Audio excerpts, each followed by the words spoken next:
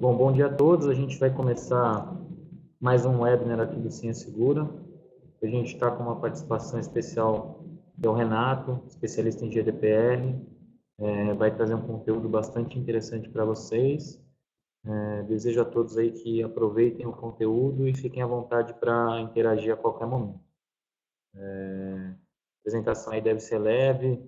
A gente vai falar bastante sobre a norma, vai falar um pouco sobre tecnologia e enfim, fiquem à vontade para fazer as colocações que julgarem aí pertinentes, tá legal, gente? Vamos lá, bom trabalho a todos.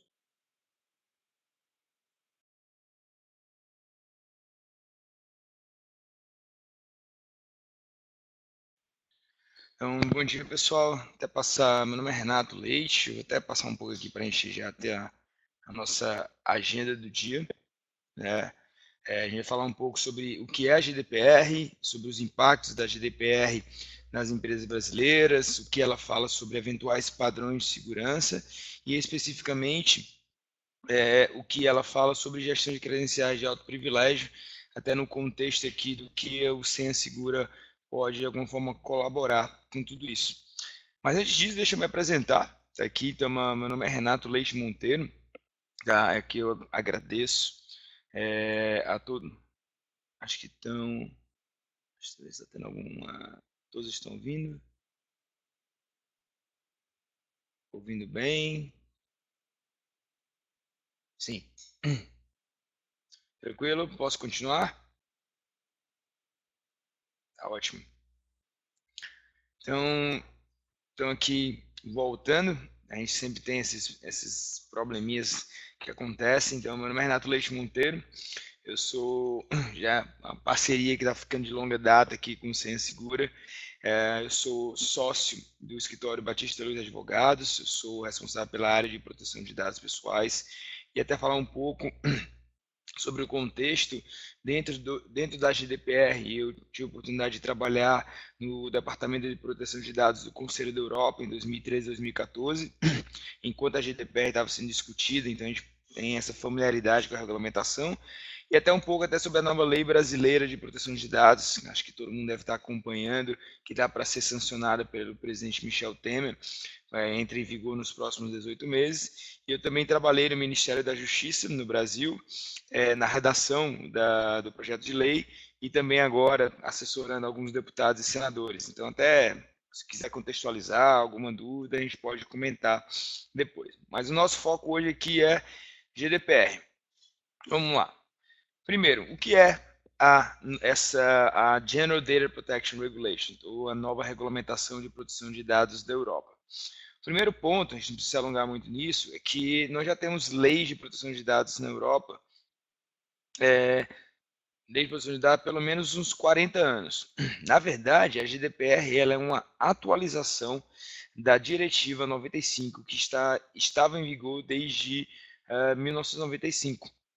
Então, a ideia da GDPR era atualizar para poder se adequar às novas tecnologias e também permitir uma harmonização dessas normas, uma vez que na Europa cada um dos 28 países tinha a sua própria lei e isso entrava em conflito. Então, quando a gente está falando de modelos de negócio que não obedecem limites geográficos, isso trazia uma insegurança jurídica muito grande e um custo operacional muito grande. Uma empresa tinha que ter um jurídico para se adequar às leis de cada país. Agora não, nós temos uma lei única que ela é válida para todo o bloco europeu. E tenta de uma forma equânime regulamentar o fluxo transfronteiriço, o fluxo de dados, tudo isso. Mas tudo bem, a gente está falando aqui de uma lei que é da União Europeia. Então, por que eu, uma empresa no Brasil, eu tenho que me preocupar com isso? E aqui, acho que até bom, vale a pena falar um pouco dos bastidores que levaram a GDPR ela ter sido desenhada da forma como ela foi. Os parlamentares, quando estavam discutindo a legislação lá na Comissão Europeia e no Parlamento Europeu, eles tinham a seguinte ideia: do que adianta eu ter uma regulamentação que ela é aplicada para serviços de internet, também para serviços de internet, se eles não obedecem limites geográficos. Então, eu vou colocar as empresas num tal de, assim, um paraíso fiscal de dados, um paraíso regulatório de dados. Eu vou abrir a empresa no Brasil, vou abrir a empresa nos Estados Unidos, presto serviço para a Europa e simplesmente eu não preciso seguir as leis. E aí os caras desenharam a legislação da seguinte forma: ou você obedece às minhas regras, ou você não vai poder oferecer seus serviços para o mercado europeu. E a gente está falando aqui de um mercado que é de cerca de 500 milhões de usuários, quase 1 bilhão de pessoas. Então, a gente, no âmbito jurídico, a gente fala que a GDPR ela tem aplicação extraterritorial. A sua eficácia ela vai além da geografia dos limites dos 28 países do bloco europeu. Mas vamos entender um pouco aqui e tentar bater alguns mitos que ainda rondam algumas das discussões. Primeiro ponto, antes de a gente passar os elementos de conexão, é o seguinte: a GDPR ela não se aplica somente a cidadãos europeus. Provavelmente alguns de vocês devem ter escutado: mas eu não coleto dados de cidadão europeu. Então eu não vou me preocupar, só coleto dados de brasileiros, eu coleto dados de americanos, os meus servidores estão instalados nos Estados Unidos, eu uso de uma empresa que os computadores estão lá. Isso não importa, pessoal. A GDPR ela se aplica à coleta de dados pessoais de pessoas naturais, ou seja, pessoas físicas. Se eu coleto dados de pessoas naturais que estão localizadas na União Europeia, independente da sua nacionalidade, eu tenho que me adequar à nova regulamentação. E vamos aqui para alguns elementos que aí eu entender se eu tenho que seguir ou não. Primeiro, se a minha empresa, brasileira ou não, ela tem sede, filial ou representação na União Europeia, eu já tenho o dever de me adequar às novas regras. Ponto. Mas eu não tenho nenhuma presença física na União Europeia. Se você oferece serviço para o mercado europeu, então, se oferecer serviço, não é simplesmente o seu serviço poder ser acessado da Europa. Se de alguma forma você tem, por exemplo, você coloca a língua de um país local, se você permite o pagamento em euros, se você tem um SAC, um sistema de atendimento ao consumidor específico para aquele país. Isso é um outro elemento que determina que você teria que se adequar. Um outro ponto aqui, eu estou vendo aqui algumas perguntas, pessoal. No final, a gente vai ter um bom espaço de tempo só para perguntas, mas podem ir colocando aqui no chat, que a gente vai anotando, e no final a gente retoma, eu já vi aqui. Um outro elemento é se eu coleto dados pessoais de pessoas, independente da nacionalidade, tá? E que eu monitoro o comportamento dessas pessoas que elas estão na União Europeia. Então, se eu estou no Brasil e tem uma empresa que faz algum tipo de profiling, faz algum tipo de perfilhamento, de monitoramento de pessoas localizadas na União Europeia, independente da nacionalidade, eu tenho que me adequar. E um outro ponto é se eu, de alguma forma, eu processo os dados das pessoas na União Europeia. Deixa eu dar aqui um exemplo. Vamos imaginar que a empresa de vocês coleta dados de brasileiros e, de alguma forma, faz um outsourcing, contratou uma cloud que está na Estônia, no leste europeu. Significa que você coleta dados de pessoas naturais aqui, independente da nacionalidade, você envia esses dados pessoais para um servidor que está na Estônia e processa esses dados. E é bom entender que o processamento é tudo. É coleta, é compartilhamento, é tratamento, é armazenamento. Então, se eu armazeno em servidores que estão na Estônia, porque é mais barato lá, alguma outra coisa, eu tenho que adequar as regras de GDPR, inclusive de segurança da informação, para os dados pessoais de brasileiros que você coleta aqui. Então, a abrangência dela é muito grande. Eu vou dar um exemplo de uma situação em que não se aplica a GDPR. Eu sempre gosto de falar, eu sou cearense. Então, as melhores praias do Brasil estão no Nordeste, estão no Ceará, alguns dos melhores resorts. E eu vou imaginar que um resort lá no Ceará, em Jericoacoara, eu coleto dados pessoais de estrangeiros que estão lá. Então, chega um estrangeiro, ele se registra, dá o seu passaporte, dá o seu endereço. Eu armazeno todos os dados localmente, eu tenho uma redundância que está no Brasil, ou eu tenho uma redundância que está nos Estados Unidos. De maneira alguma, eu coleto dados de pessoas que naquele momento estão na União Europeia ou compartilho lá. Nessa situação, apesar de coletar dados de cidadãos europeus, não se aplica a GDPR. Então, tem vários elementos aqui que levam em consideração. Em outros dois pontos aqui, até para a gente avançar, é o seguinte: a principal preocupação que as empresas têm, inclusive brasileiras, é as multas altíssimas que podem ser aplicadas, que podem chegar podem variar entre 20 milhões de euros ou 4% do faturamento global da empresa, o que for maior. Isso se eu não me adequar a essas regras, isso para cada infração.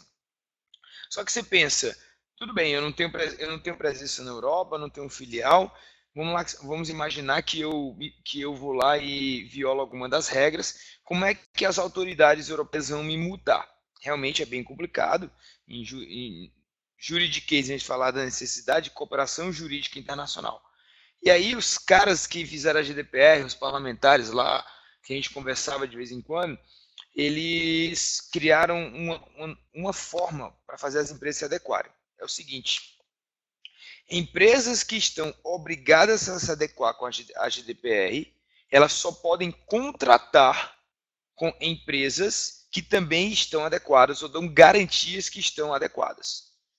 Significa o quê? Uma empresa europeia ou empresa americana que tem filial representação na União Europeia e por isso está obrigada a se adequar, ela só poderia contratar com empresas brasileiras que também estivessem adequadas, que a gente chama de vendor management.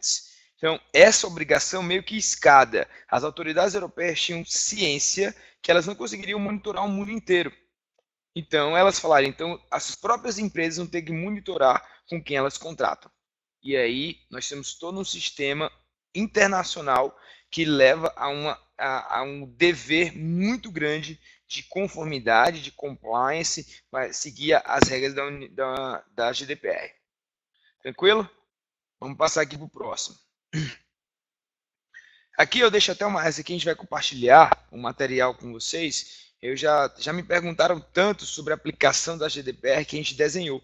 Então a gente colocou uns bullet points, depois a gente desenhou. Daqui a pouco a gente vai fazer uma camiseta com tudo isso aqui para deixar claro qual é o âmbito de aplicação da GDPR. Mas, vamos lá. Beleza, entendo que eu sou uma empresa que eu ofereço serviço para o mercado europeu ou eu presto serviço para uma empresa que está no mercado europeu. Então, onde é que aplica essa GDPR? A GDPR se aplica para todo ato de coleta de dados pessoais. E dados pessoais vão muito além daqueles dados que é somente o nome, o endereço. É muito amplo. Até mesmo o endereço IP para a GDPR é considerado um dado pessoal. E um outro ponto que sempre perguntam aqui, que talvez seja na pergunta, e os dados dos colaboradores da empresa? Os dados dos funcionários? O e-mail, alguma outra coisa? Isso é considerado dado pessoal? Sim, isso é considerado dado pessoal. Então, é amplo para qualquer a situação.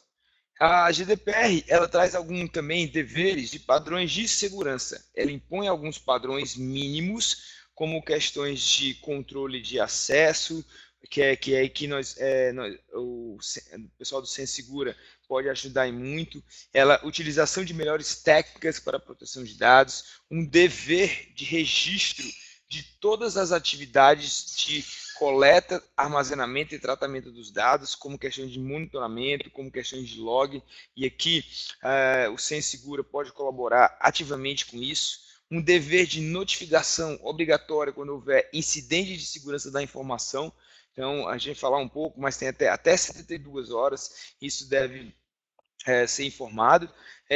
Análise de risco, que a gente faz por meio do Data Protection Impact Assessment.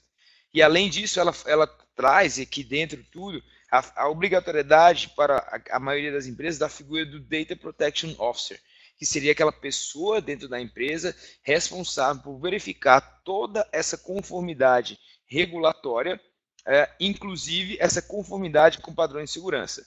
Essa pessoa, ela pode ser um CTO, ela pode ser um CISO, ela pode ser até mesmo o jurídico do compliance, mas ela tem que ter conhecimento profundo das leis de proteção de dados e também conhecimento profundo das práticas de tratamento de dados da empresa, inclusive de segurança da informação. Mas sem mais delongas, até porque a gente vai ter um tempinho aqui para poder comentar alguma outra coisa, vou passar aqui para o meu colega Nelson, que ele vai falar um pouco sobre como o próprio Senha Segura pode ajudar nesse processo de adequação à GDPR.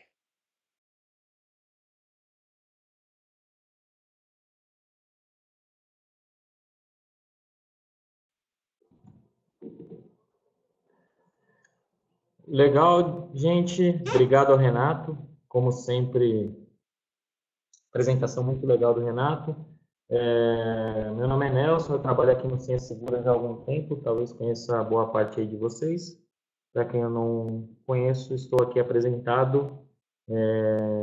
Fiquem à vontade aí para fazer contato a qualquer momento. Tá? O que a gente traz aqui que vai bem de encontro, né? Então, a gente tem alguns temas que já vêm sendo ligados à gestão das credenciais de alto privilégio, né? Então, o tema do insider threat, por si só, ele já veio com várias regulamentações, né? Então, quando a gente falou do PCI, a gente falou da gestão da credencial de alto privilégio, quando a gente falou da ISO 27001, a gente falou da gestão da credencial de alto privilégio, quando a gente falou da IPA, a gente falou da gestão da credencial de alto privilégio, e agora a gente vai falar em função da GDPR. Então, um dos princípios básicos é que você deve ter o controle operacional de quem acessou os dados pessoais dos clientes. Então, a gente permite o gerenciamento de todas as credenciais que, a princípio, eram impessoais e passam a ser pessoalizadas. E, portanto, o detentor daquele acesso passa a ser identificado, que vai ser um ponto importante. A gente vai detalhar isso quando a gente chegar lá no artigo 33, tá? Então, vamos detalhar um pouquinho aí o que diz a GDPR e ver o que a gente pode fazer. Então, tem alguns pontos, né, sobre práticas tecnológicas que são bem claros. Assim, eles são quase que autoexplicativos quando a gente vai falar do controle de credenciais. Então, gerenciamento de conta levando em conta o princípio do menor privilégio, que é um tema que a gente já falou bastante, que é sempre ter o mínimo privilégio necessário. Então, por exemplo, que os administradores só estejam logados com credenciais como admin, como root, como SA, em caso de necessidade. Quando estiverem fazendo suas atividades corriqueiras ou atividades do dia a dia, que eles tenham uma conta pessoal ajustada com o perfil necessário e que no momento em que precisarem elevar seu privilégio, passem por um gateway ou passem por uma rotina que permita assim fazê-lo. Segregar as contas para gerenciamento, então, também me parece bastante autoexplicativo. A gente consegue ajudar isso através dos controles de acesso, grupos de administradores para cada uma das tecnologias, cada um dos perfis, das localidades. Dá para fazer uma configuração bastante granular. Gerenciamento da mudança de senha. Então, esse é um ponto importante, né? Esse gerenciamento da mudança de senha aparece em várias regulamentações. E, embora não seja uma atividade difícil, né, tecnicamente difícil, é uma atividade bastante onerosa.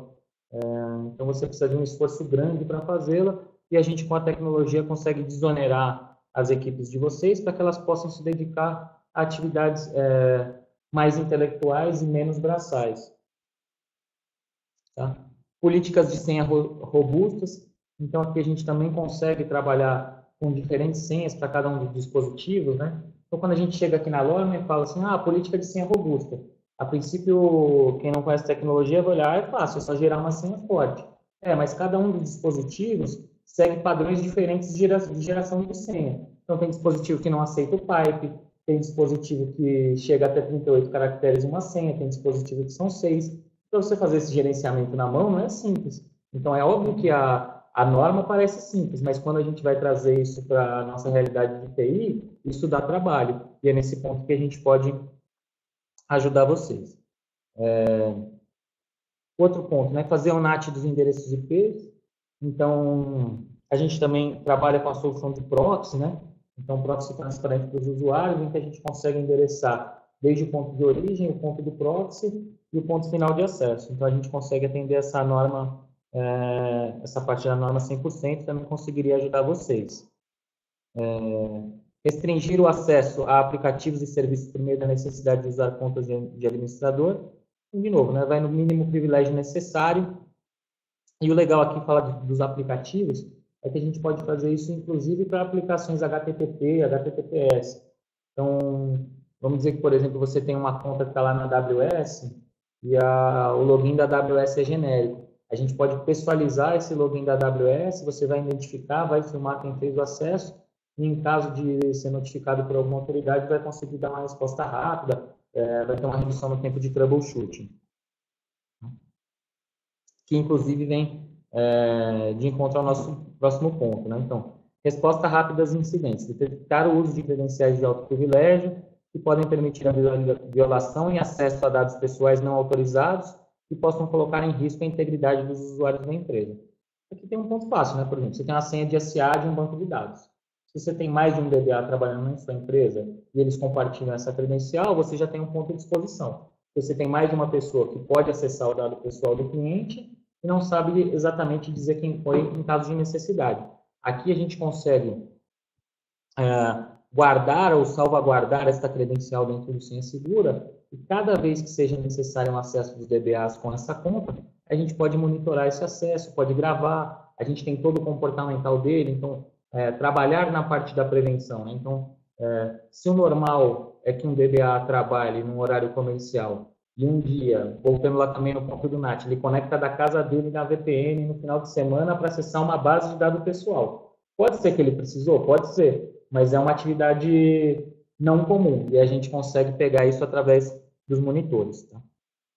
Já falamos aí do monitoramento ao vivo das gravações, então todas essas gravações que a gente faz que tem o behavior, que pode ser para qualquer artigo de rede, para qualquer página web, para qualquer aplicação, para qualquer banco de dados, a gente consegue não só gravar, ter o comportamental, como, se necessário, nossos clientes podem acompanhá-las em tempo real. Tá? Detecção de roubo de credenciais administrativas. Então, aqui a gente faz o monitoramento das credenciais.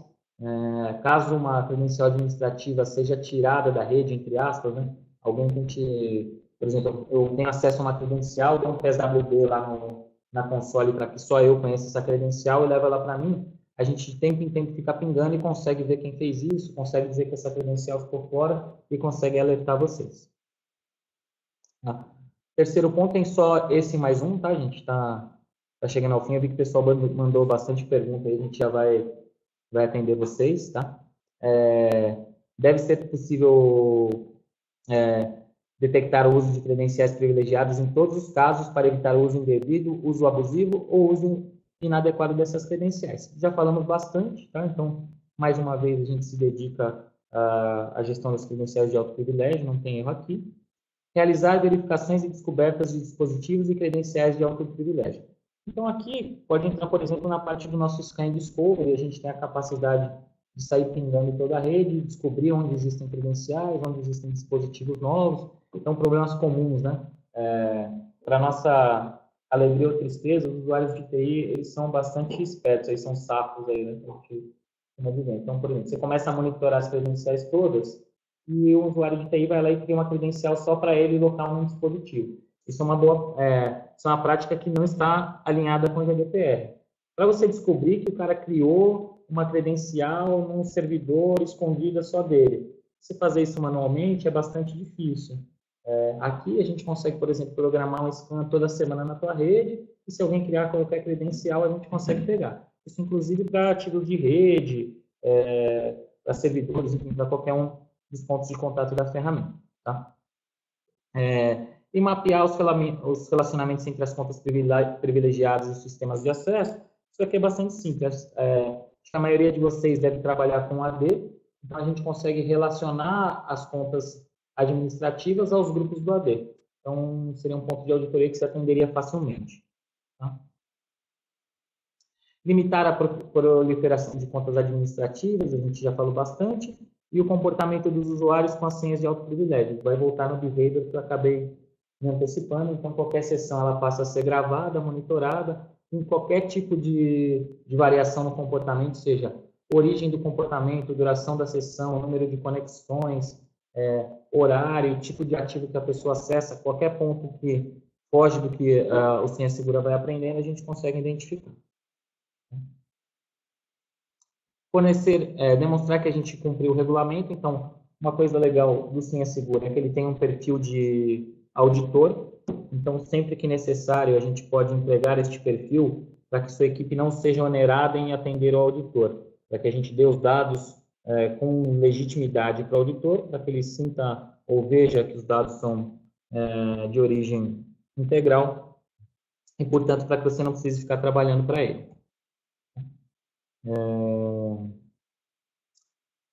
Então, dos relatórios, vai de novo no perfil do auditor, fornecer os registros à prova de violação. Então, não só a gente pode fornecer para o auditor os algoritmos que a gente utiliza para a proteção dos dados, como, por exemplo, o AS256, como para os clientes mais criteriosos, a gente pode, por exemplo, embarcar um HSM dentro do nosso appliance e garantir que o dispositivo é tamper-proof. E aí, por fim, tem um ponto que eu acho que é bem interessante destacar, que uma coisa é a gente entender os problemas que ocorrem, e outro ponto é tomar as decisões pertinentes a esse problema. Então, muitas vezes a gente, como profissionais de segurança ou profissionais de TI, a gente tem algumas missões que são dar os dados para que os executivos tomem as melhores decisões. Um ponto aqui, que é do artigo 33 da GDPR, a gente citou no começo da apresentação, é o quê? Quando você tiver uma violação, você precisa notificar a autoridade supervisora dentro de um período máximo de 72 horas. O ponto isso aí é desde a violação, né? E veja só, como é que você vai ter os dados todos que você vai notificar essa autoridade, né? Então, os dados, eles muitas vezes são espalhados, né? O Renato deu um exemplo, eu processo meus dados na Estônia porque o cara da minha TI achou um servidor as a service lá e achou mais barato. E aí, como é que você puxa esses dados se esse servidor já morreu? Você não sabe como é que o servidor da Estônia te entrega log, ele te entrega log por uma conta genérica, não por uma conta pessoal. Isso, quando a gente desce o nível e vai no operacional, acarreta uma série de problemas. Então, a gente, como vendor e provedor de tecnologia, o que a gente vai fazer? A gente vai permitir que esse troubleshooting ou que essa descoberta do que de fato aconteceu seja praticamente instantânea, porque a gente tem todos os registros filmados, estruturados e pessoalizados. E aí, essa janela de 72 horas, ela não vai ser mais para a tecnologia descobrir o que aconteceu. Essa janela de 72 horas vai ser para o executivo tomar a decisão de como ele quer comunicar. Então, a gente passa a entregar mais valor para o negócio. Legal, gente. Da minha parte aqui é isso. Vi que o pessoal mandou bastante perguntas. Acho que o Renato vai responder aí para a gente.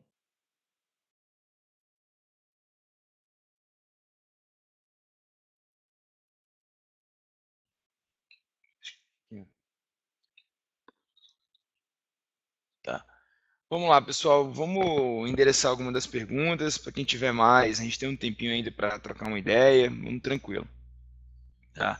Primeira pergunta que foi colocada aqui no nosso chat foi da Eduarda Gil. E ela falou o seguinte, perguntou o seguinte: em caso de empresas de capital aberto que possuem acionistas no mercado europeu, qual a aplicação da GDPR?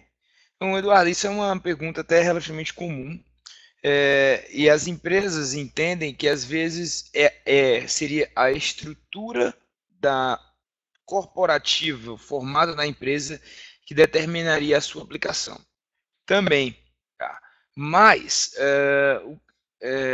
o que a GDPR realmente se aplica com relação à imposição de padrões de segurança, de direitos, de obrigações, é com relação ao fluxo dos dados. Então, vamos imaginar que eu sou uma empresa de capital aberto, com acionistas no mercado europeu, mas que somente presta serviço no mercado brasileiro. Eu vou dar aqui um exemplo. Eu trabalhei numa empresa no mercado financeiro. Fui durante um tempo, eu fui privacy officer da empresa no mercado financeiro. E que um dos principais acionistas era europeu. Ele é, inclusive, com sede em Luxemburgo. Só que a gente a gente tinha dados que coletavam lá. Se eu somente coletava dados, tratava dados de pessoas naturais localizadas no Brasil e de nenhuma maneira esses dados eles eram tratados, enviados, processados, transmitidos para a União Europeia, os computadores, não necessariamente eu teria que aplicar a GDPR só pelo fato de eu ter acionistas ou investidores que estão localizados na Europa. Em que momento eu teria que me adequar à GDPR? No fluxo de dados dessas pessoas naturais, dessas pessoas físicas que são investidores. Então imagina se um investidor europeu ele manda uma ordem de compra e venda da ação, ou ele vai participar de uma audiência, uma assembleia extraordinária online, ele entra num fluxo. Nesse fluxo de dados, eu tenho que fazer conformidade com a GDPR. Mas não só o fato de eu ter uma empresa brasileira, uma empresa de outro país, que tem acionistas, que pode ser pessoa física, pessoa jurídica da União Europeia. Vamos para a próxima aqui. A Roberta, ela perguntou o seguinte: no caso de dados brasileiros não residentes na União Europeia, armazenados em servidores na União Europeia, há incidência de GDPR? Roberta, há. O armazenamento, ele é considerado uma das hipóteses de tratamento dos dados. Então, no artigo que traz os conceitos da GDPR, o tratamento ele traz vários conceitos, e se eu faço tratamento de dados pessoais de pessoas físicas, naturais, na União Europeia, como no seu exemplo aqui, nessa prática eu estou obrigado a me adequar à GDPR. Então, se eu coleto dados de brasileiros e armazeno esses dados na União Europeia, esse fluxo de dados eles têm que estar em conformidade. Tranquilo? O que a gente teve mais? Existe alguma certificação que a empresa tem que fazer frente aos órgãos reguladores Estados Unidos e Brasil para provar que estamos adequados ao GDPR? Vamos lá, Umi. Essa é uma pergunta também que acontece bastante. E ela é uma pergunta que tem uma resposta agora e vai ter outra resposta diferente daqui a algum tempo. A GDPR ela traz a possibilidade de empresas elas serem certificadas por outras empresas que vão garantir que elas estão em conformidade. Então, grandes consultorias ou empresas de segurança, com também um braço jurídico aqui, elas podem emitir essas certificações. Nós não temos, todavia, ainda nenhuma empresa no Brasil e fora do Brasil que emita essa certificação. Nós temos várias empresas que estão em processo de credenciamento junto às autoridades europeias para emitir a certificação. Então, aqui a certificação, ela não é uma certificação, por exemplo, ISO 27002, ISO 27001. É uma certificação específica de conformidade regulatória com a GDPR. Já tínhamos várias autoridades, como a autoridade da Espanha, que já teve as suas diretrizes para poder empresas se credenciarem. O que é que pode ser feito nesse meio tempo para provar que uma empresa está em conformidade ou em processo de conformidade, ou que a gente chama de estar empreendendo os melhores esforços para poder estar em conformidade, como é uma obrigação legal imposta pela regulamentação. Existe uma metodologia na GDPR chamada de DPIA, ou Data Protection Impact Assessment. Essa metodologia ela registra todas as atividades de tratamento de dados da empresa. Então, você tem que, através dessa metodologia, identificar quais são todos os dados pessoais que são coletados, as finalidades para quais esses dados serão tratados, a base legal, se é um consentimento, se é uma obrigação legal, se é um legítimo interesse, se é uma política pública, o tempo de armazenamento desses dados. Eu tenho que identificar quais são todas as práticas de segurança da informação, quem pode ter acesso ou não a tais dados, por quanto tempo eles estarão armazenados, controle de credenciais, monitoramento, log, tudo isso tem que estar documentado. Essa documentação, dessa forma, ela é obrigatória, que vai muito além do que simplesmente ter os logs de tudo, para atividades de risco. Só que o mercado tem utilizado essa metodologia para ter uma fotografia da conformidade regulatória da empresa com relação à GDPR e documentar tudo isso num relatório final, que seria o report, o DPIA Reports. Enquanto não existir empresas credenciadas que possam emitir esse selo de conformidade, a minha recomendação seria: faça um DPIA, faça um relatório, e esse relatório fica internamente na empresa, que se eventualmente uma autoridade regulatória europeia ou brasileira bater na sua porta pedindo isso, vai estar tudo pronto. Uma analogia que eu gosto muito de fazer é a analogia com Receita Federal ou com Receita Estadual. Então, a Receita Federal, existe uma obrigação contábil que você tem que fazer tudo dentro de casa. Eu tenho que estar com meus livros contábeis atualizados, meus pagamentos de tributo, minhas questões financeiras, e tem que estar com tudo documentado na empresa. Não necessariamente eu tenho que entregar isso para a Receita Federal, só que a Receita Federal ela pode, e a estadual, pode bater amanhã na porta da minha empresa e dizer: olha, cadê os livros? Cadê tudo? Eu tenho que verificar. Você pode até ter pago todos os tributos, mas se não tiver tudo documentado, bonitinho, você vai ser penalizado. Do mesmo jeito, a GDPR, se você não tiver tudo documentado, todas as práticas, de uma forma ou de outra, você pode ser eventualmente penalizado. Tranquilo? Temos uma outra pergunta aqui também da Eduarda Gil. Ela faz assim: sobre a opção de o usuário ele ser esquecido na empresa, qual o método para se fazer isso? Não? Ok. Só um minuto, o Nelson quer falar um pouquinho aqui.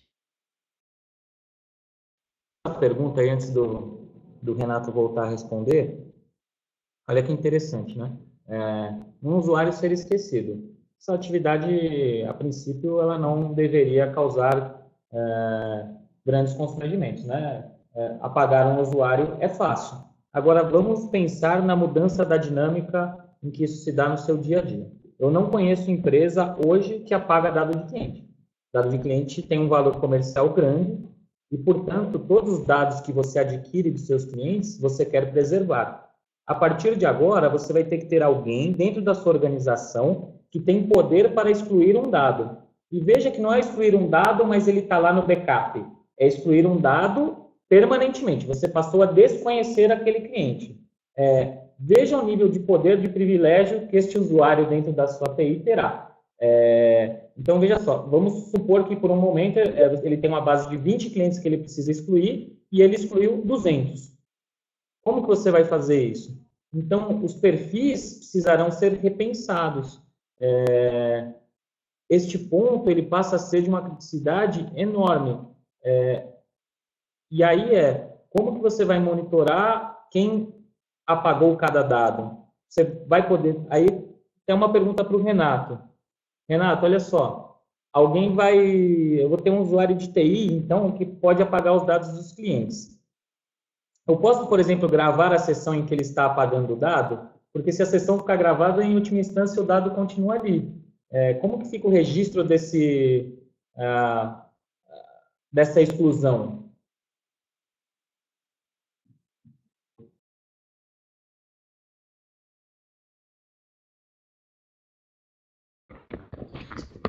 Tá, vamos lá. E aqui respondendo a pergunta que o Nelson fez, né? Então ele está absolutamente certo quando ele fala que eu tenho que apagar os dados pessoais de vez, não posso manter. Inclusive, eu tenho que informar se eventualmente eu compartilhei esses dados com parceiros comerciais ou com outras empresas do mesmo grupo econômico. Eu tenho que informar que houve pedido de exclusão. E esses dados também têm que ser excluídos de tudo aquilo que eu compartilhei. Então, é um dever compartilhado de tudo isso. E esse registro de exclusão, ele não pode identificar quem é a pessoa. Eu tenho que ter um registro que determinado dado ele foi excluído, até para fins depois de salvaguardar a própria empresa. Vamos imaginar que o usuário chega dizendo: olha, eu fiz um pedido de exclusão, é um direito meu, e a empresa não excluiu. Você tem um registro lá dizendo: olha, o usuário tal atribuído, eu posso utilizar técnicas de pseudo-anonimização ou técnicas de anonimização para, de alguma forma, provar que houve a exclusão disso aqui, mas eu não posso reidentificar aquela pessoa. Então, nessa nós temos que ter tecnologias nesse sentido. Qual seria a próxima aqui? Vamos lá. No seu exemplo, aqui o Igor perguntou, o Igor Wes. No seu exemplo do resort no Nordeste, que coleta os dados dos clientes para fazer a reserva. Hoje em dia, na prática, a reserva de um hotel aconteceria via internet, num site como o Booking, por exemplo. Ou seja, o europeu forneceria seus dados previamente antes de ir para o Brasil, estando na Europa. Neste caso, se aplicaria a GDPR, certo? Pois na prática, os dados estariam sendo coletados quando a pessoa estava aí na Europa. Igor, perfeito. Realmente, o Booking ele tem todo esse dever de conformidade. Esses dados, ao serem transferidos para o hotel, também deveriam dever de conformidade. Na verdade, o Booking só poderia transferir esses dados para um hotel do Nordeste, lá no Nordeste, e é claro que os hotéis, diferentes hotéis do resto do país do Nordeste, todos vão estar adequados, né? Porque é a melhor região do Brasil, fala assim, brincando, pessoal. O Booking somente poderia transferir esses dados para eventual estabelecimento no Nordeste ou em qualquer outro lugar do mundo, se esse estabelecimento também estivesse em conformidade. Então, o Booking tem obrigatoriedade e ele tem no Vendor Management, nesse compartilhamento, ele também teria que verificar.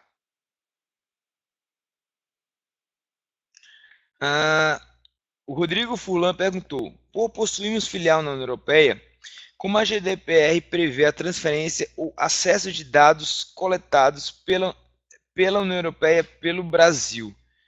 Rodrigo, deixa eu ver se eu entendi bem sua pergunta. Se não tiver, você coloca aqui de novo. Tá? Então, acho que você está perguntando como se dá a transferência internacional de dados. Tanto de dados coletados na Europa e dados no Brasil para a Europa. A GDPR ela trata especificamente sobre isso. O primeiro é que ela determina que eu só posso transferir dados pessoais para países que são considerados com nível adequado de proteção, que tem que tem um nível que seja similar ao da União Europeia. O Brasil não é um deles. Tá? O Brasil, agora que a gente está em via de aprovação da nossa Lei Geral de Proteção de Dados, e ele ainda precisaria ser certificado por uma autoridade europeia, pela Comissão Europeia, que seria adequado. Então, em tese, dados pessoais de pessoas naturais localizadas na Europa e coletadas na Europa não poderiam ser transferidos para cá. E se eventualmente eles forem transferidos para a Europa e para voltar para cá, também teria a mesma complicação. Existem algumas alternativas. Uma alternativa que pode existir é do consentimento específico do titular dos dados para essa transferência internacional. Então, eu vou ter, não é simplesmente colocar nos termos de uso, na política de privacidade, que ele autoriza a transferência. Tem que ser uma autorização específica da pessoa. Ela tem que ir lá e dar o seu opt-in, autorizando que seus dados sejam transferidos internacionalmente para um país que não tem o mesmo nível de proteção. Uma outra forma é você ter o que a gente chama de cláusulas contratuais padrão. Essas são cláusulas que são elaboradas aqui pelas autoridades europeias e são incorporadas aos contratos das empresas. E aí você teria um SLA adequado que regularia essa transferência nacional de dados. Você tem selos também, hoje já temos algumas empresas que podem ter selos e garantir essa transferência nacional, elas estão em via de credenciamento.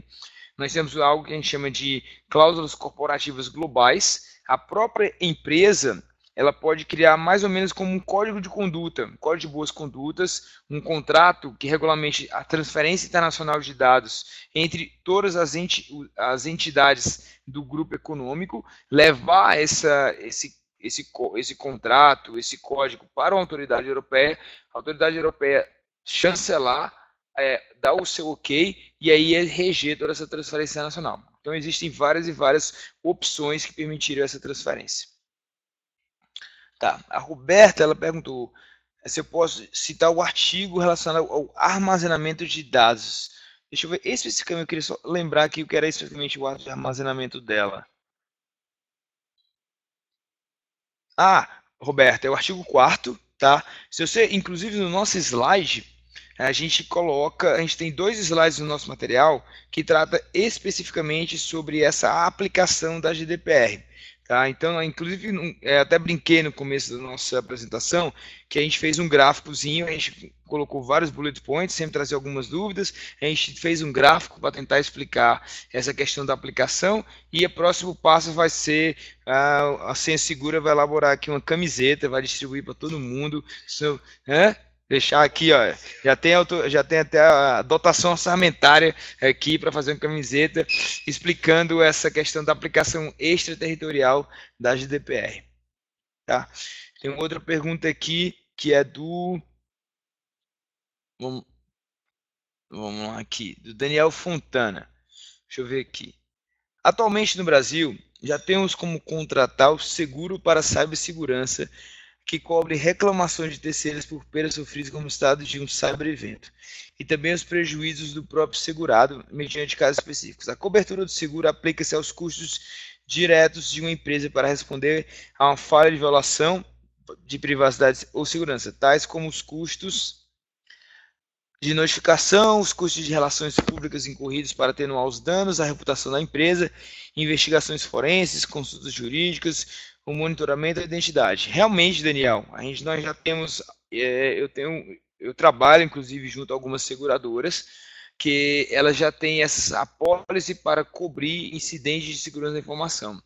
Essas apólices elas vão cobrir desde o dano causado ao próprio titular, como todos os procedimentos da empresa para remediar tais danos, como que vão incluir, inclusive, os custos para adequação técnica, implementação de novas soluções, vão cobrir questões de monitoramento de crédito, monitoramento do que pode ser feito com os dados da pessoa, do titular que teve seus dados vazados ou utilizados de forma inadequada, e até mesmo os custos jurídicos. Então, por isso que eu digo que eu trabalho com algumas seguradoras. Então, em algumas apólices, elas até mesmo indicam alguns escritórios de advocacia, como o meu, que é especializado nessa área, e que a apólice vai cobrir todos os honorários advocatícios que vão ser necessários para questão de contratos, revisão de contratos, procedimento de notificação, procedimento de comunicação, como fazer esses processos de indenização pelo uso inadequado. Então, você está certo quando você fala tudo isso. A Roberta também aqui fez outra pergunta. Se há uma ação judicial em curso que questiona a prestação de serviços, a solicitação de exclusão de dados não pode ser realizada. Essa hipótese é prevista na GDPR. Caso a ação seja distribuída após a exclusão, como será elaborada a defesa? Roberta, nós temos uma exceção na GDPR que nós já temos também na Lei Geral Brasileira, que é a necessidade de utilização de dados pessoais para fim de administração da justiça, que inclui processos judiciais. Então, se eventualmente eu preciso de dados pessoais para assim, complementar ou colocar dentro de um processo judicial e houver um pedido de exclusão, eu não estou obrigado a excluir esses dados. Então, até em processo de exclusão, acho que é bom falar o seguinte, isso não é um direito absoluto.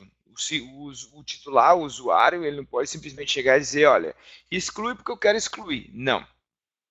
Eu sou obrigado a excluir os dados desde que não...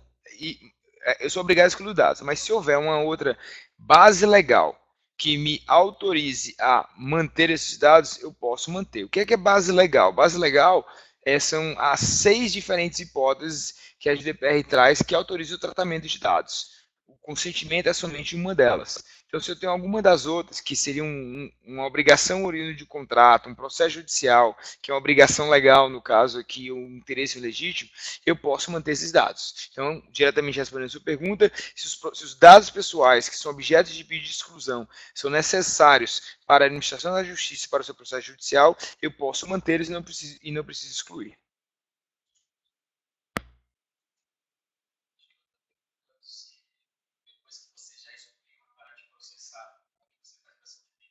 Ah, perfeito. Então, desculpa aqui, Roberto, acho que eu tinha entendido. Bem, a gente já respondeu a implementação. Então, como é que eu faço para poder me proteger? E aqui o Nelson falou muito bem que eu tenho que ter registros dessa exclusão. E aqui eu posso fazer um processo de pseudo-anonimização. Eu aplico um ID posso fazer um ID para um determinado usuário, de forma que eu não possa identificá-lo mais. Aqui, o judiciário ele tem que ter expertise o suficiente para saber que a empresa ela estava cumprindo uma obrigação regulatória de excluir tais dados e ela fez tecnicamente o que lhe era possível para manter esse registro sem identificar aquele usuário. E aqui, no caso concreto, o judiciário ele deve identificar que realmente houve a exclusão daquelas informações. Caso o judiciário ainda tenha dúvida, a GDPR ela determina às autoridades um poder de auditoria. As autoridades, elas administrativas, judiciárias, elas podem bater na porta do pessoal, como aconteceu agora, por exemplo, no caso do Cambridge Analytica, e fazer uma auditoria para verificar se os dados foram realmente excluídos. Um ponto. O Antônio Faria perguntou: se houver um incidente relacionado a vazamento, quem devemos acionar no Brasil dentro das 72 horas? Existe algum órgão? Então, vamos lá, Antônio. Vamos explicar um pouco sobre esse prazo. Esse prazo de 72 horas, ele é para o controlador dos dados. Então, quem coleta e quem determina a coleta de tais dados. Eles têm que informar a autoridade europeia a quem eles estão relacionados. Então, vamos imaginar que uma empresa brasileira que tem sede na Espanha tem que notificar a autoridade espanhola. Tem sede na Holanda, tem que notificar a autoridade holandesa. Nós não temos no Brasil ainda uma autoridade de proteção de dados pessoais. A lei geral, que está em via de aprovação, ela cria essa autoridade, que é chamada de Agência Nacional de Proteção de Dados. Quando nós tivermos essa autoridade, ela provavelmente entrará numa rede de cooperação global entre diferentes autoridades e provavelmente empresas brasileiras poderão notificar a autoridade brasileira que poderá repassar a informação para a autoridade da Europa. Mas hoje no Brasil nós não temos. Eu acho que é importante um outro ponto frisar que se eu sou um contratado, se eu presto serviço para uma empresa europeia que tem defeito de conformidade, eu que presto o serviço, o meu prazo é até menor. A empresa europeia ela tem 72 horas. Eu tenho que responder assim. A empresa europeia vai me contactar para eu passar para ela, por exemplo, os dados pessoais. Porque ela me contratou para processar dados. Eu que tenho os dados pessoais. Eu tenho que informar ela num prazo até menor. E aqui eu tenho que ter controles efetivos para poder repassar essa informação de forma adequada. Porque a empresa europeia ela tem 72 horas. Então, se ela me pede, vamos imaginar, eu tenho 24 horas para responder tudo isso.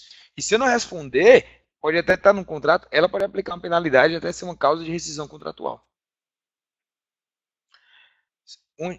Suzana, você poderia falar um pouco sobre o tratamento de dados sensíveis sobre a GDPR? Claro, Suzana. Então, dados sensíveis, eles são chamados pela GDPR de categorias especiais de dados, Special Categories of Data, que numa resumo, são dados que, pela sua própria natureza, eles precisam de uma camada de segurança maior e precisam de níveis maiores de autorização para poder utilizá-los. Então, vou dar exemplos aqui.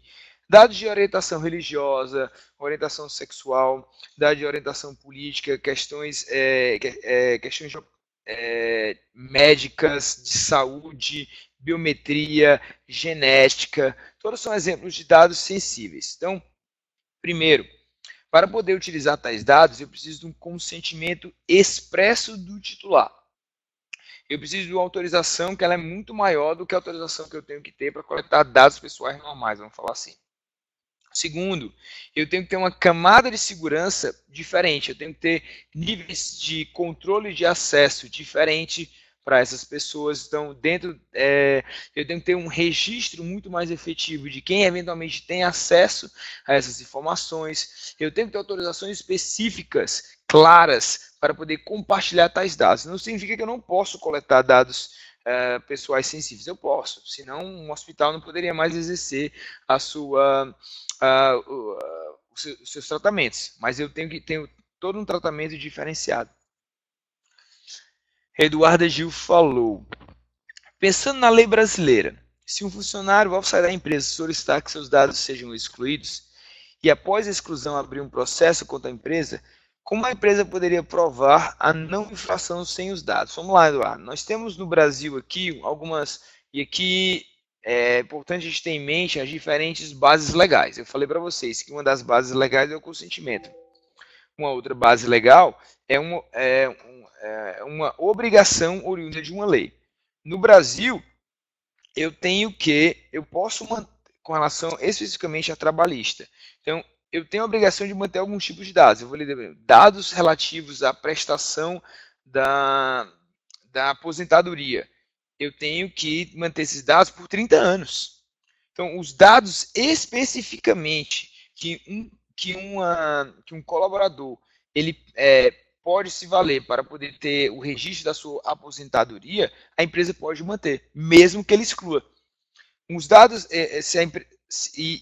lembre-se que um colaborador ele tem até 2 anos para entrar com processo judicial na esfera trabalhista para pedir os direitos relativos aos últimos 5 anos. A exceção se for questões previdenciárias. Então, eu tenho que manter, então, nesse sentido, eu posso manter os dados relativos aos últimos 5 anos, porque o colaborador pode ainda pedir para valer os seus direitos com relação a tudo isso. Se passou 5 anos e houve o pedido de exclusão desses dados, eu tenho que excluir esses dados. E não adianta o colaborador ir na Justiça do Trabalho e pedir, porque você não tem mais nenhuma obrigação legal de manter tais informações. Tranquilo? O que mais nós temos aqui? A Roberta. Estou gostando da Roberta. A Roberta pergunta bastante aqui. Vamos lá. Caso a ação seja distribuída após a exclusão, como será elaborada a defesa? Como identifica que aquele usuário pediu a exclusão? Roberta, eu acho que é mais ou menos aquilo que a gente já tinha falado. Tá? Então, eu tenho o dever de manter os registros de que houve a exclusão. Eu vou repassar para o judiciário aquilo que eu fiz, que no dia que houve a exclusão, de uma pseudo-anonimização, eu tenho que manter essas informações de forma segregada, pseudo-anonimizada, durante o período máximo de quando a pessoa pode fazer valer os seus direitos, e se após passar esses dados, eu tenho que excluir de forma definitiva. Tá? E aí isso vai variar de caso a caso. Se for um processo trabalhista, se for um processo civil de indenização, se for um processo previdenciário, se for um processo de consumerista, então tudo vai variar e os prazos vão ser diferenciados. Não existe uma regra de prazo que é válida para todo mundo. A minha recomendação, eu vou falar aqui, tirando o previdenciário, como advogado, eu vou dizer assim, mantenha esses dados pseudo-anonimizados por um período de 5 anos. Que é um prazo dentro da lei brasileira que ele vai cobertar a maioria das situações. Então, excluir os dados de forma e eu pseudo-anonimizei para dizer que houve essa exclusão referente ao Renato, ao Nelson. Após esse período eu tenho que excluir. Tranquilo? Vamos lá. Tá, pessoal, vamos lá, mais 10 minutinhos, tá bom? E a gente finaliza. A Gabriela de Salve perguntou: quando você fala em uma sede na Europa para reporte às autoridades das pessoais em caso de vazamento de dados, você se refere também às empresas brasileiras cujo controlador tem sede na Europa? Gabriela, quando a gente fala de controlador, eu vou ter em mente que você está falando do conceito da lei de proteção de dados, né? Controlador é aquele que determina aquele que será feito com os dados, e você seria a empresa contratada por eles. Então, se você é a empresa contratada, você não vai notificar a autoridade, você vai notificar ao seu controlador, e o controlador vai notificar a autoridade. A não ser que seja o conceito societário, tá? Então, eu acabei de ver aqui que a Gabriela falou no chat que é o conceito societário. Então, aqui no caso, você seria onde é o que a gente chama de main establishment. Então, o main establishment da empresa na maioria das vezes, não em todas, existem algumas situações de exceção, ele vai determinar qual seria a autoridade a que ele deve reportar. Então, o main establishment da empresa na União Europeia, se ela é a controladora, vai determinar a que entidade, a que autoridade europeia ele teria o dever de reporte. E aí deveria reportar ele. Tudo bem? Se não ficou claro, pode falar um pouco mais. Vamos lá, a gente tem outro aqui da Ana Clara. Como atrelar o usuário pseudo-anonimizado a um ID tiverem sido excluídos das pessoais após o pedido de exclusão pelo usuário? Tá? Nós temos a GDPR, ela traz o conceito de dados, ela traz uma diferença, 4 tipos de dados, vamos falar assim. Temos os dados pessoais, que são aquelas informações referentes a uma pessoa identificada ou identificável. Nós temos os dados pessoais sensíveis, que são aqueles que eu já falei, que são dados que podem ensejar algum tipo de discriminação, como dados de saúde, orientação política, orientação religiosa. Nós temos os dados anonimizados, que são aqueles dados que não podem mais ser atribuídos àquelas pessoas a quem eles pertenciam. Nós temos os dados pseudo-anonimizados, que são aqueles em que eu, por meio de um cruzamento de dados, ainda seria possível a reidentificação do titular dos dados. Então, quando eu tenho dessa forma, os recitals, ou seja, os considerandos da GDPR, que a lei ela deve ser lida junto com seus considerandos. Eu não vou lembrar de cabeça agora aqui qual é o considerando, no caso aqui são mais de 100 considerandos. A GDPR em si ela tem mais de 200 páginas de leitura entretida, aquilo que você faz no domingo à noite, no domingo quando você está para poder se divertir. Você tem essa possibilidade de separação lógica dos dados. Então vamos imaginar que houve a exclusão dos dados do Renato. Então eu vou dizer que em uma base de dados eu tenho a referência, olha, o ID tal, ele é ao Renato. Eu vou manter isso na separação lógica, mas eu não vou manter os dados originais que foram excluídos. Eu vou apenas fazer uma separação lógica que comprove que determinados tipos de dados, e não os dados especificamente, tipos de dados, houve um pedido de exclusão na data tal. Então, eu tenho um log específico com esse ID, em que eu vou ter dizendo quais foram os tipos de dados que foram excluídos, e aí eu tenho uma separação lógica com acesso diferenciado, um controle de acesso de alto privilégio, que vai permitir alguém que possa fazer essa reidentificação caso seja necessário. E eu só posso manter essa separação lógica de pseudonimização pelo período máximo em que a lei determina que é necessário para a administração da justiça. Após isso, eu tenho que realmente excluir os dados, até os dados pseudonimizados. Ana Clara perguntou: para usuários que tenham sido internamente identificados como metedores de algum ilícito e que eventualmente tenha sido determinada a exclusão de dados pessoais deste, como farei o armazenamento desta análise e excluirei todos os dados deste usuário? Ana Clara, vamos lá, acho que são duas situações. A primeira situação é um pouco mais simples. Vamos dizer que uma pessoa, você tem a suspeita que ela cometeu alguma fraude, algum ilícito, e ela pede a exclusão dos dados. Se você tem essa suspeita, se é uma suspeita razoável, você não precisa excluir. Com base no seu legítimo interesse, você pode manter esses dados. Prevenção à fraude, prevenção à ilícita é um exemplo documentado de possibilidade de manutenção das informações. Mas se essa pessoa pediu a exclusão dos seus dados e você depois você identifica que ela fez essa fraude e você realmente não tem os dados porque você corretamente manteve, você tem no máximo aqui um registro pseudo-anonimizado dos tipos de dados que foram pedidos a sua exclusão. Como é que você vai fazer? Realmente, os dados teriam que ser excluídos. Então, você não vai poder se valer daqueles dados para poder se defender. Então, é uma questão de proporcionalidade e razoabilidade. Aqui existe uma presunção de inocência.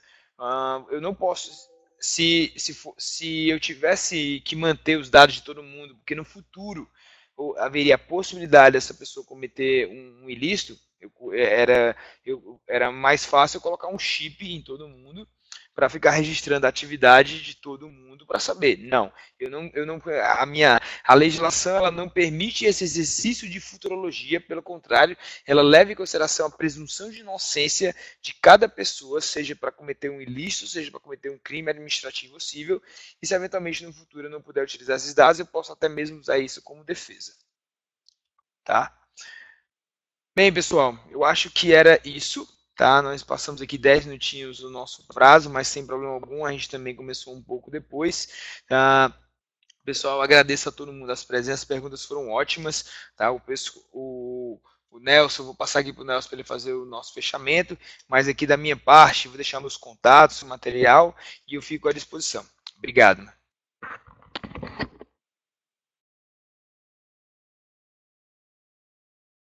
A todos aí pela participação, o conteúdo foi bem legal. Vocês vão receber os materiais, os contatos aí da gente através do webinar.